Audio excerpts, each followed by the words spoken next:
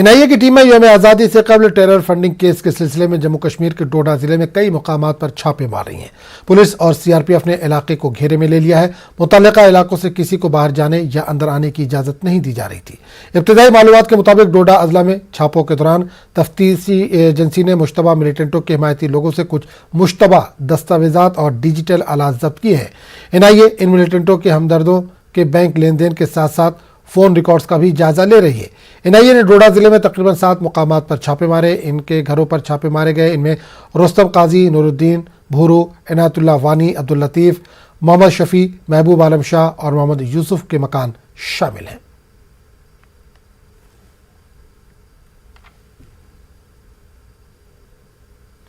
दूसरी तरफ terror funding मामले में जम्मू के भटिंडी इलाके में भी एनआईए की टीमों ने हफीजुल्लाह नामी रिटायर्ड फॉरेस्ट ऑफिसर के मकान पर छापा मारा। वो कई घंटे तक घर के अंदर तलाशी लेते रहे। जराये के मुताबिक छापे के दौरान एनआईए ने कुछ दस्तावेजात भी जब्त किए हैं। ये बात काबिल जिक्र है कि मामला एक कलदम तंजीम के फंडिंग से मुताल्लिक है। 1 साल कबल भी इसी दिन एनआईए की टीमों ने जम्मू और डोडा अजला में इसी तरह के छापे मारे थे।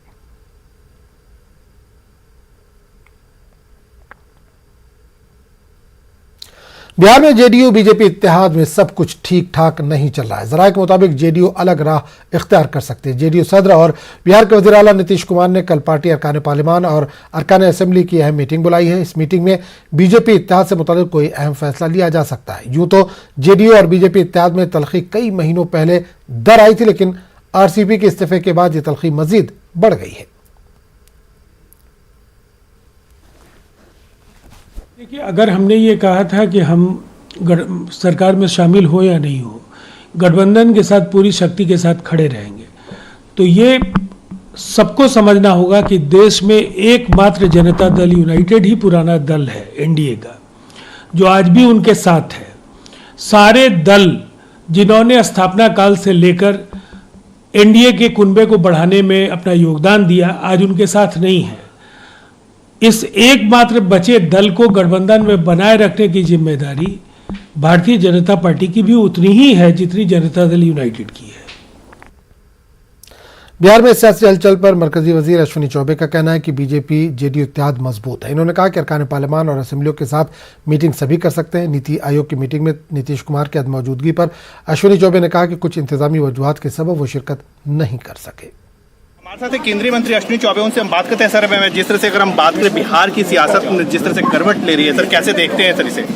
भाई, बिहार में सब कुछ ठीक है, आगे भी ठीक रहेगा, समझ गए। और इसलिए बिहार में किसी प्रकार की कोई ऐसी बात नहीं है, ये अफवाहों का बाजार है।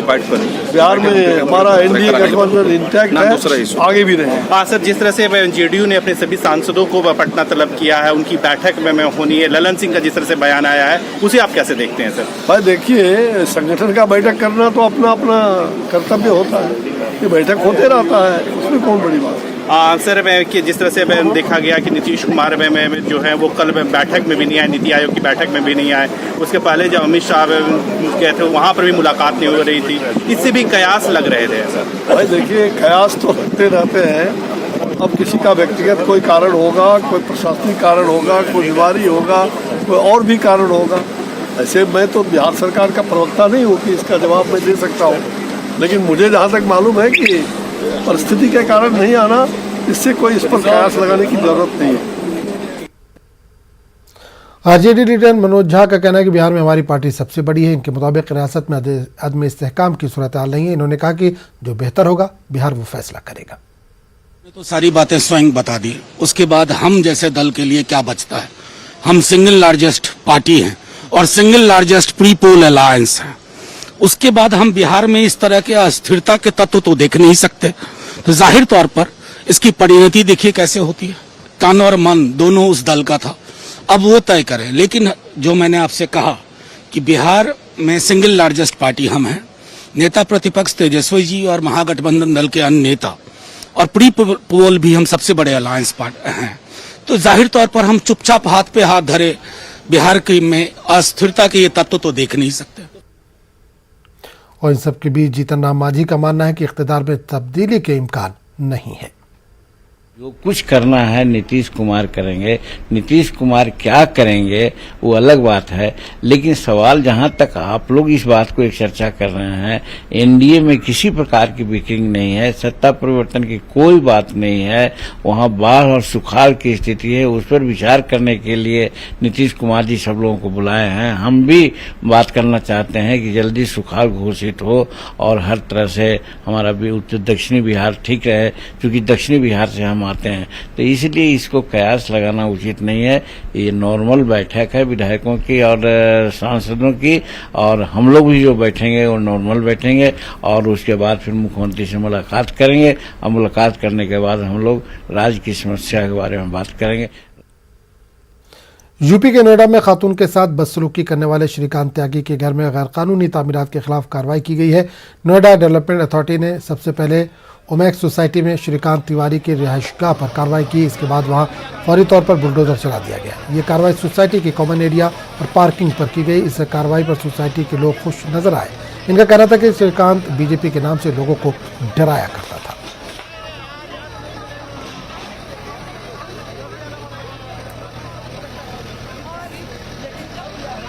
मैं आज योगी जी के इस कार्रवाई से बहुत ज्यादा यहाँ के रेजिडेंट खुश हैं, और जो नोएडा अथॉरिटी है उनके सीईओ हैं उनकी भी इस कार्रवाई से बहुत खुश हैं।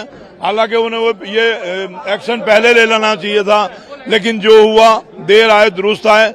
जो ईश्वर ने किया वो बहुत अच्छा किया, लेकिन नुकसान उनका हुआ, जनता बेहद खुश है। इसमें कहीं ना कोई किसी ना किसी की कोई कमी होगी तभी खुश है। बहुत की है कंप्लेंट, लेकिन वो कानूनी प्रक्रिया जरा बहुत स्लो है ना।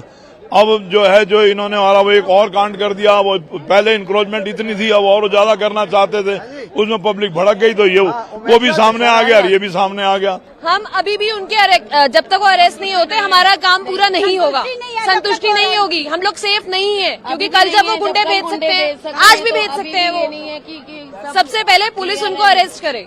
श्रीकांत कभी भी अपने आप को ये न समझे कि हम यहाँ पर हैंडीकैप्ड रह रहे हैं। अगर वो बंगाल से 50 आदमी भेज सकता है तो हम यहाँ पर 100 राइफल इकट्ठी कर सकते हैं, कोई इसमें दो राय नहीं है। हम भी गांव से आए हैं, हम बिल्कुल नहीं डरेंगे श्रीकांत को। आप ये बताइए ना, उनकी वाइफ अंदर है, बच्चे अंदर है, उनका क्या कर रहे हैं? यहाँ पे गुंडागर्दी हुई है, किसी के घर, उस लेडी के घर, हमारी दोस्त के घर वो जा रहा है, ओपन गुंडागर्दी। पुलिस लेके 4 लोग चली गई, 6 लोग रह गए। क्या सेफ्टी है? अभी भी कोई सेफ्टी नहीं है। आप ये जश्न मनाइए, ताली बजाइए कि बुलडोजर लग गया है, थोड़ा ही तो तोड़ा है, दैट्स इट। और तो नहीं किया ना, और तो नहीं कुछ हुआ ना, सब कुछ हुआ है। वो सेफ है, वो सेफ रहे, ये हमारी प्रायोरिटी रहेगी। अब सबसे फर्स्ट प्रायोरिटी अब हमारी यही है। उत्तर प्रदेश के मैनपुरी में समाजवादी पार्टी लीडर देवेंद्र सिंह यादव की गाड़ी को एक ट्रक ने टक्कर मारी और तकरीबन 500 मीटर तक सड़क पर घसीटता रहा। गनीमत ये रही कि एसपी लीडर को कुछ नहीं हुआ। पुलिस ने ड्राइवर को गिरफ्तार कर दिया। यह हादसा उस वक्त पेश आया जब एसपी लीडर करहल रोड से अपने घर लौट रहे थे। तस्वीरों में देखा जा सकता है कि किस तरह ट्रक का ड्राइवर कार को रोड पर घसीट रहा है।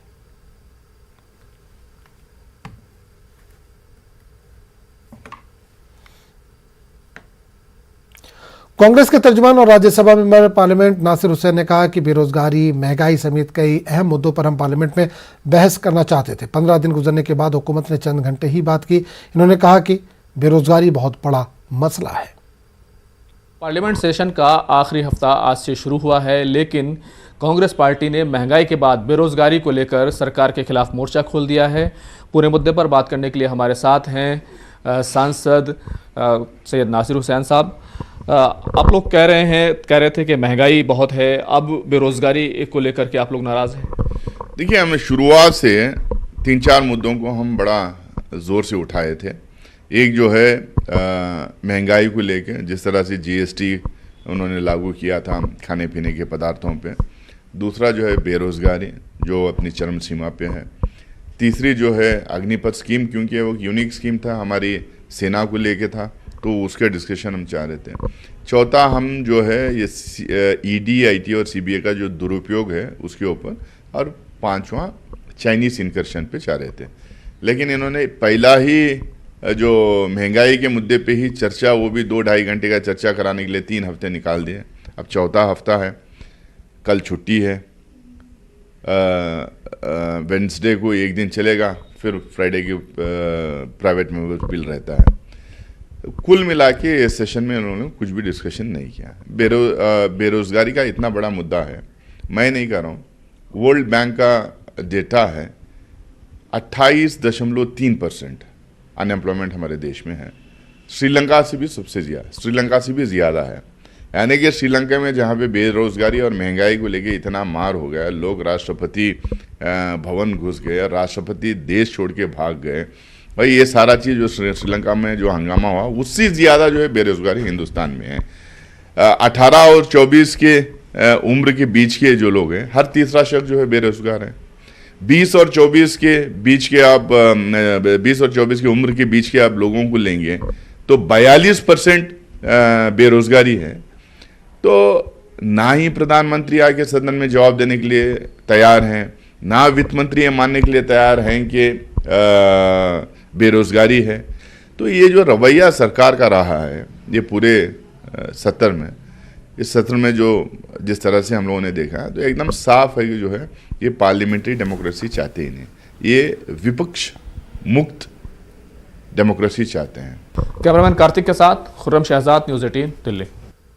वेंकैया नायडू की विदाई पर राज्यसभा में पीएम ने खिताब किया। पीएम ने कहा कि नायडू की बातों में गहराई होती थी, हर रोल में नायडू जी लगन और मेहनत से काम करते थे। सदन के सभापति और देश के उपराष्ट्रपति आदरणीय श्री वेंकैया नायडू जी को उनके कार्यकाल की समाप्ति पर उन्हें धन्यवाद देने के लिए उपस्थित हुए हैं।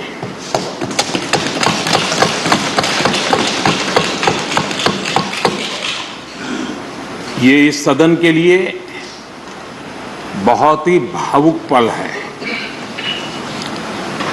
सदन के कितने ही ऐतिहासिक पल आपकी गरिमामय उपस्थिति से जुड़े हुए हैं। फिर भी अनेक बार आप कहते रहे हैं, I have retired from politics but not tired from public life. और इसलिए इस सदन को नेतृत्व देने की आपकी जिम्मेदारी भले ही पूरी हो रही हो, लेकिन आपके अनुभवों का लाभ भविष्य में सुदीर्घ काल तक देश को मिलता रहेगा। हम जैसे अनेक सार्वजनिक जीवन के कार्यकर्ताओं को भी मिलता रहेगा। आदरणीय सभापति महोदय, आप तो देश के एक ऐसे उपराष्ट्रपति हैं जिसने अपनी सभी भूमिकाओं में हमेशा युवाओं के लिए काम किया है। आपने सदन में भी हमेशा युवा सांसदों को आगे बढ़ाया, उन्हें प्रोत्साहन दिया। आप लगातार युवाओं के संवाद के लिए यूनिवर्सिटीज और इंस्टीट्यूशंस लगातार जाते रहे हैं। नई पीढ़ी के साथ आपका एक निरंतर कनेक्ट बना हुआ है और युवाओं को आपका मार्गदर्शन भी मिला है और युवा भी आपको मिलने के लिए हमेशा उत्सुक रहे हैं। इलेक्ट्रिसिटी अमेंडमेंट बिल के खिलाफ मध्य प्रदेश महकमे बिजली के 70,000 मुलाजमीन ने आज एक रोज़ा हड़ताल की। मुलाजमीन के जरिए इलेक्ट्रिसिटी अमेंडमेंट बिल 2022 को न सिर्फ महकमे बिजली बल्कि आम बिजली सार्फिन के खिलाफ भी बताया जा रहा है। राजधानी भोपाल समेत मध्य प्रदेश के सभी अजला में महकमे बिजली के आम मुलाजमीन के साथ इंजीनियर भी हड़ताल में शामिल हुए। Madhya Pradesh united forum for power and employees engineer के कन्वीनर का क्या कुछ कहना है, आइए आपको सुनवाते हैं।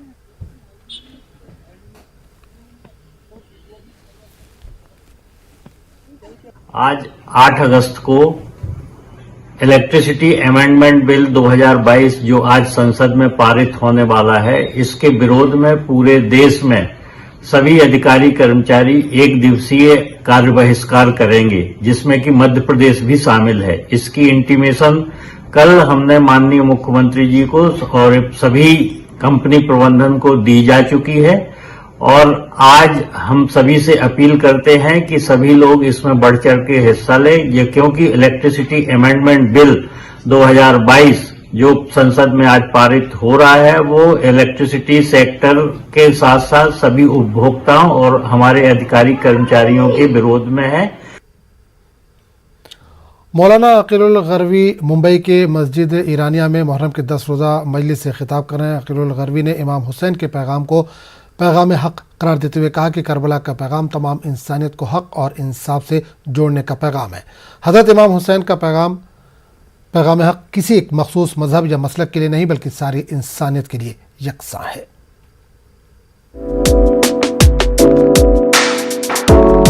मुंबई में कोरोना लॉकडाउन के बाद एक मरतबा फिर मुहर्रम की मजालिस अपने मामूल पर लौट आई है। मुंबई के भिंडी बाजार मोहम्मद अली रोड के इलाके में सबीलें और मुहर्रम की मजालिस का एहतमाम किया जा रहा है। इस इलाके में वाक़ मस्जिद ईरानिया अलमारूफ मुगल मस्जिद में रिवायती शान व शौकत के साथ 10 रोज़ा मजलिस का सिलसिला सदियों से चला आ रहा है। मुगल मस्जिद में मारूफ आलिम दीन आयतुल्लाह अकीलुल गरवी मजलिस से खिताब कर रहे हैं। अपने खिताब में अल्लामा अकीलुल गरवी शहादत हुसैन के आफाकी पैगाम पर जोर दे रहे हैं। इनका कहना है कि वाक़ई करबला जुल्म से इंसाफ की तरफ हिजरत करने का पैगाम देता है। इस मजलिस में बड़ी तादाद में लोग शिरकत करते हैं और मजलिस के ऑनलाइन टेलीकास्टिंग के जरिए लाखों लोग फैज़याब भी होते हैं। हक और इंसाफ की तशरीह और तफसील ज़ाहिर है कि हसब मौका बहुत मुख्तलिफ अंदाज से की जा सकती है। हर सामे और कारी और हर साइल के सतह ज़हनी के मुताबिक उसकी तशरीह मुमकिन है, लेकिन इमाम हुसैन अलैहिस्सलाम का पैगाम और मिंबर हुसैनी का पैगाम, आज़ादारी का पैगाम पूरी इंसानियत के लिए एक लफ्ज़ में या 2 लफ्ज़ों में अगर बयान करना हो तो यही है कि तमाम इंसानियत को हक और इंसाफ से जोड़ना है। मस्जिद ईरानिया में लखनऊ से ताल्लुक़ रखने वाले मारूफ जाकिर और आलिम दीन मिर्ज़ा मोहम्मद अतहर एक लंबे अरसे से मजलिस पढ़ रहे थे। इनके इंतकाल के बाद अल्लामा अकीलुल गरवी ने इस रिवायती सिलसिले को बरकरार रखा है। अल्लामा अकीलुल गरवी मुंबई की आज़ादारी को काबिल रश्क करार देते हैं। इनका कहना है कि मुंबई में मुख्तलिफ तबकात और मसालिक व मज़ाहिब के अफराद मुहर्रम का एहतराम करते हैं। यहाँ अमन व सुकून के साथ आज़ादारी का सिलसिला परवान चढ़ता है। दुनिया के मुख्तलिफ शहरों में अपने अपने अंदाज से आज़ादारियाँ होती हैं, मजलिसें होती हैं और मुझे मुख्तलिफ शहरों में आज़ादारी में शिरकत का शरफ़ भी हासिल रहा है। दुनिया के मुख्तलिफ मुल्कों में और दुनिया के मुख्तलिफ शहरों में, लेकिन यकीनन मुंबई में भी जो आज़ादारी का माहौल है वो काबिल रश्क है, काबिल दाद है। मुंबई के आज़ादार जो नहायत डिसिप्लिन के साथ मजलिसों में शिरकत करते हैं, वक्त की पाबंदी से। मुंबई में यौम आशूरा के रोज़ मातमी जुलूस की तमाम तैयारियां मुकम्मल कर ली गई हैं। जुलूस यौम आशूरा में तकरीबन 10 लाख से ज़्यादा अक़ीदतमंदों की शमूलियत का अंदाज़ा लगाया जा रहा है। वाज़ेह कि कोविड के दौर में मुंबई में जुलूस आशूरा में अवामी शिरकत की गुंजाइश नहीं थी। इस साल तमाम तर पाबंदियों के हटने के बाद अंदाज़ा लगाया जा रहा है कि जुलूस आशूरा में बड़ी तादाद में अक़ीदतमंद शामिल होंगे। न्यूज़ 18 उर्दू के लिए मुंबई से मोहिउद्दीन की रिपोर्ट।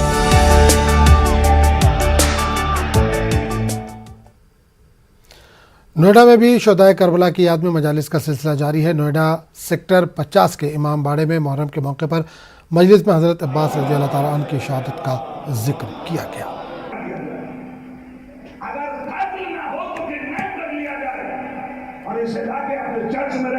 अगर आपको मैं आज के दिन की खसूसियत बताऊं तो ये वाक़यात करबला से जुड़ा हुआ है। 10 मुहर्रम सन 61 हिजरी को इमाम हुसैन अलैहिस्सलाम को करबला में शहीद किया गया। इमाम हुसैन की शहादत के बहुत सारे पहलू हैं, लेकिन मैं सिर्फ 3 पहलू पर, 3 चीज़ों पर ही एक वाक़या मैं बताना चाहूँगा कि इमाम हुसैन अलैहिस्सलाम की कुर्बानी इंसानियत के लिए कुर्बानी है। इमाम हुसैन अलैहिस्सलाम की कुर्बानी अहिंसा को ताकत देने के लिए कुर्बानी है और इमाम हुसैन अलैहिस्सलाम की कुर्बानी एक ये मैसेज देने के लिए है कि हमेशा गर्दन काटने वाले की फतह नहीं होती, जिसकी गर्दन कटती है उसकी भी फतह होती है। यह इमाम हुसैन अलैहिस्सलाम ने किया। अगर उनके कुर्बानियों को देखा जाए तो इंसानियत को उन्होंने बेदार कर दिया। जितने भी बड़े बड़े दानिश्वर हुए हैं, जितने बड़े बड़े फिलोसफर हुए हैं, हर एक ने, और जो नेता हुए हैं, अभी तस्करा किया हमारे महात्मा गांधी बापू जी का, बापू जी ने, डॉक्टर राजेंद्र प्रसाद जी ने, जवाहरलाल नेहरू जी ने उनके बारे में जो कोटेशन दिए हैं उसी से उन्होंने सबक लेके, गांधी जी ने इतनी बड़ी बात कही है कि मुझे आज़ादी के लिए जो प्रेरणा मिली है वो इमाम हुसैन अलैहिस्सलाम से ही मिली है, वरना मैं अंग्रेजों के सामने कुछ नहीं कर सकता था। मगर मैंने इमाम हुसैन को पढ़ा, मैंने करबला को पढ़ा और उसके बाद मैंने निश्चय ये किया कि सच्चाई हमेशा जीतती है, और उसी सच्चाई के रास्ते पे मैंने चल के उनसे प्रेरणा लेके और हिंदुस्तान को आज़ाद कराया। ये तमाशा हुआ इस्लाम की तकदीर के साथ, कत्ल शब्बीर हुए नारे तकबीर के साथ।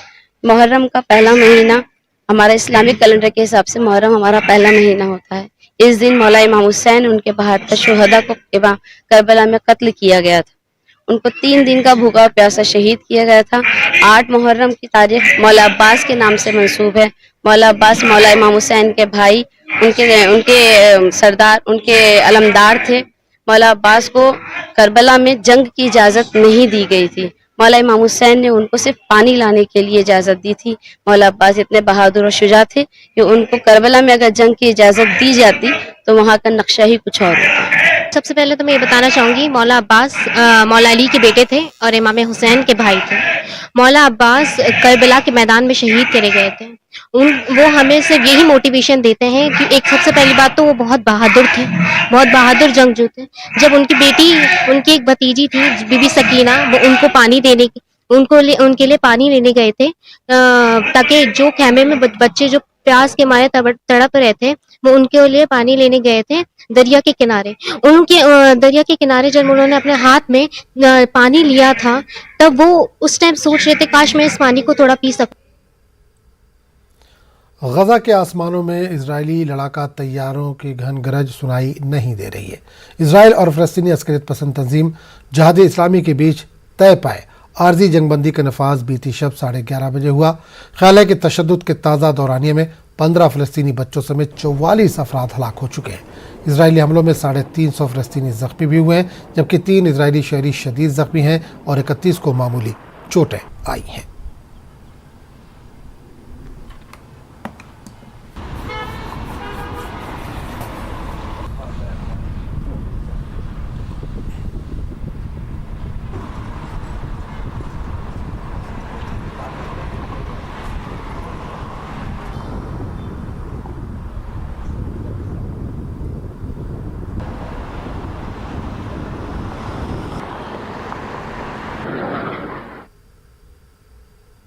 तो इस बुलेटिन में फिलहाल इतना ही। अगले बुलेटिन में आपसे फिर मुलाकात होगी।